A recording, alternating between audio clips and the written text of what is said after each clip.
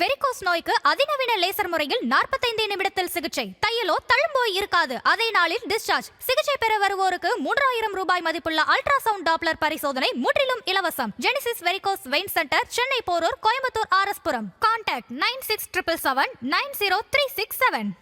Aha, no compromise. உங்க சைடுலயும் எங்க சைடுலயும். It's a GT promise.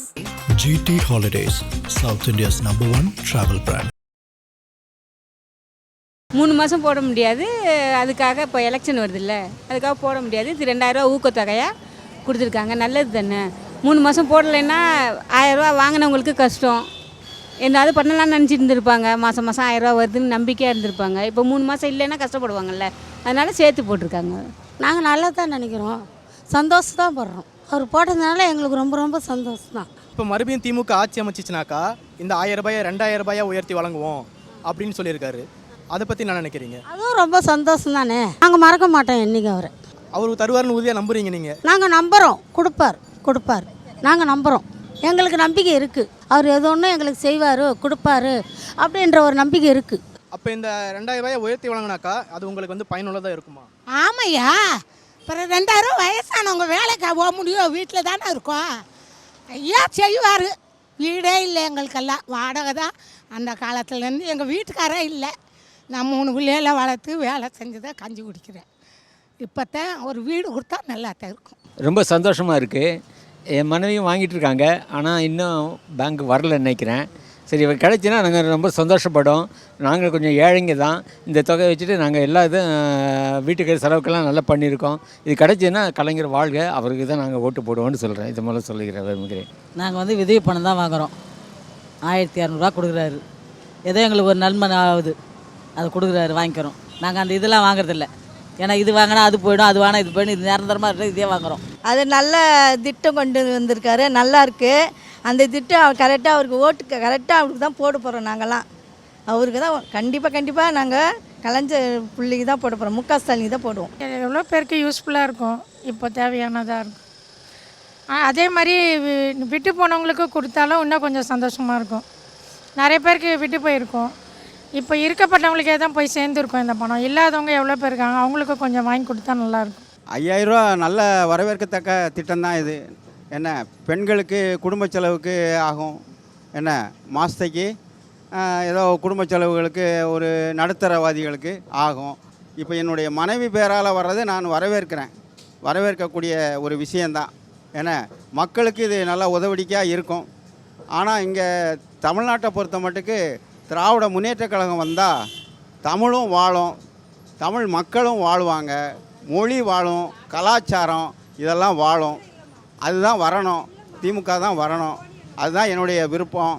என்ன, அவங்க சொன்ன மாதிரி அனுப்பியிருக்காங்க தான், காசு எல்லாருக்கும் வந்திருக்கு, பயனாளிகள் அனைவருக்கும் வந்திருக்கு, பேமெண்ட் வந்திருக்கு. அதில் அது என்னென்னா, எங்களை இந்த எலெக்ஷன் வேலையை முன்னிட்டு அவங்க தடைப்படக்கூடாது, மகளிருக்கானது நம்ம அனுப்ப வேண்டியது எப்போவும் ரெகுலராக அனுப்பணும் அப்படின்றத முன்னிறுத்தி அந்த பணத்தை வந்து எல்லாருக்கும் முன்னாடியே அனுப்பியிருக்காங்க. ரெண்டாவது, இதனால் அந்த எங்களுக்கு வழங்கப்படக்கூடிய அந்த 1000 ரூபா நிதி வந்து தடைப்படக்கூடாதுன்ற ஒரே காரணத்தினால முன்கூட்டியே எங்களுக்கு அனுபவிச்சிருக்காங்க. நாங்கள் பயன்பெறுறோம். அதனால் ரொம்ப சந்தோஷமான விஷயந்தான்.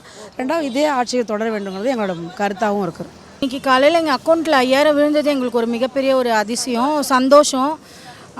இது எப்படி சொல்கிறதுன்னு எங்களால் எங்களுக்கு வெளிப்படுத்த முடியல. இந்த உதவித்தொகை உங்களுக்கு எந்த வகையில் பயனுள்ளதாக இருக்குது?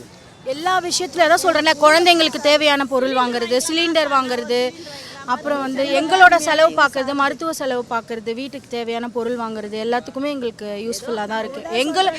வீட்டில் ஆம்பளைங்களை எதிர்பார்க்காம எங்களுக்குன்னு ஒரு ஊக்கத்தொகை கொடுக்குறாருன்னா அது ரொம்ப பெரிய விஷயம். அது எங்களுக்கு ரொம்ப யூஸ்ஃபுல்.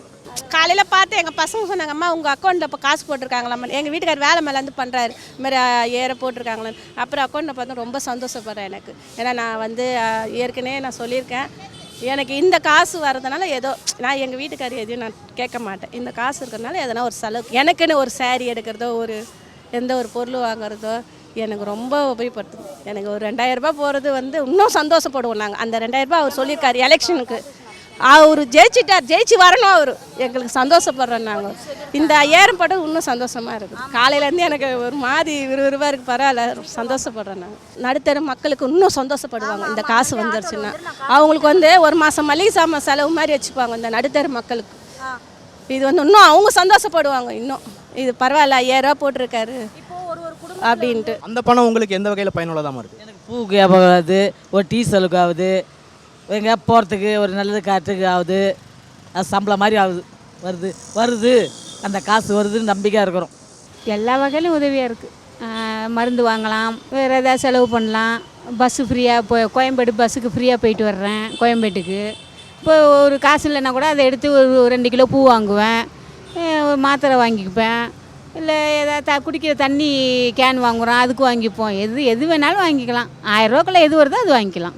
மாத்திரைக்கு ஏன் சாப்பாட்டுக்கு இதுக்கு ஆகும். பையங்க என்ன ஆட்டோ ஓட்டுறீங்க, அவங்க குடும்பம் இருக்குல்ல, வாடகை என்ன கொஞ்சமாக இருக்குது. 10,000 இப்படி வாடகை. ஆட்டோ ஓட்டி பிள்ளைய படிக்க வைக்கிறதா, சாப்பிட்றதா, ஊர் வெட்டிக்கு போகணும், நல்லதுகளுக்கு மொழி செய்யணும் இருக்குல்ல. அப்போ 2000 ரூபா உயர்த்தணும்னா உங்களுக்கு நல்லா இருக்கும்ன்றீங்க. இப்போ 2000 ரூபா போடுவாருங்கிற நான் சொல்கிறேன், போடுவார். ஏதோ ஒரு செலவு இருந்தாலும் பண்ணிக்குவோம். அவர் பேரை சொல்லி நாங்கள் என்ன வீட்டுக்கு செலவுக்கு இது ஹாஸ்பிட்டல் போகிறதுக்கு அவசரத்துக்கு உதவுது, ஒரு பிள்ளைங்களுக்கு ஃபீஸ் கட்டினா அதுக்கும் உதவுது. அதுதான் சார். எனக்கு இப்போ யாருமே இல்லை, நான் மட்டும்தான் இருக்கேன் வீட்டில். அப்பா அம்மாலாம் கிடையாது, கல்யாணம் ஆகல. கிடச்சிதுன்னா எனக்கு வாடகை கட்டால் தான் யூஸ் ஆகும். நாங்கள் எடுத்து ஏதாவது ஒரு துணிமணிக்கு சோப்பு வாங்கிக்கிடுவோம், ஒரு ட்ரெஸ் போது எங்கேயும் போனால் ஊருக்கு எங்கேயும் போனால் போய்க்கிடுவோம், ஒரு ட்ரெயினுக்கு போனால் போய்க்கிடுவோம். முதியோர்கள் 60 வயசுக்கு மேலே உள்ளவங்களுக்கு 90 ரூபா டிக்கெட் போட்டாங்க. அது இன்னும் வரல கொரோனாவுக்கு அப்புறம். ஏதாவது எங்கள் செலவுக்கு பயன்படுத்துது. 2 பொம்பளை பிள்ளைங்க, எனக்கு 2 பொம்பளை பிள்ளைங்க இருக்குது. அது செலவுகளுக்கு குடும்ப செலவுகளுக்கு உதவியாக இருக்குது. லாபச்செட்டு கம்மியாக இருக்குது, விலைவாசியெல்லாம் கூடுனதுனால இந்த கடையில் வந்து லாபச்செட்டு கம்மியாக இருக்குது. அதனால் குடும்பத்துக்கு ஏற்ற உதவி தொகையாக இருக்குது. இது அது ரொம்ப பொருத்தமாக இருக்குது. அதனால் சந்தோஷப்படுறேன் நான். அது முக்கியமாக சொல்லணும். ஏன்னா மகளிருக்குன்னு பர்சனலான செலவு இருக்குது இல்லையா. எங்களை மாதிரி மகளிருக்கு பர்சனல் செலவு. எங்களுக்கு எல்லா விஷயத்துக்கும் மருந்து மாத்திரையாகட்டும், ஓப்பனாக சொல்லலாம், எங்களுக்கு 3 நாள் பிரச்சனைக்கு நாங்கள் வந்து கணவர்கிட்டையோ இல்லை கூட பிறந்தவங்கள்ட்டையோ இல்லை நாங்கள் வேலை செய்கிற இடத்துலையோ எங்களுக்கு எக்ஸ்ட்ரா ஒரு 50 ரூபா மாதத்துக்கு 150 தேவைப்படும் போது அதுக்கும் எங்களோட மருத்துவ மாத்திரை எனக்கு சுகர் இருக்குது, தைராய்டு இருக்குது, எனக்கு மாத்திரை வாங்குறதுக்கு அதுக்கு அந்த காசு பயன்படுது. அதுக்காக நான் ஒருத்தவங்க காசு சேர்க்கணுன்ற அவசியம் இல்லை. எனக்கு இந்த 1000 ரூபா வருது, அதில் நான் வாங்கிக்கலான்ற தைரியமாக இருக்கிறேன்.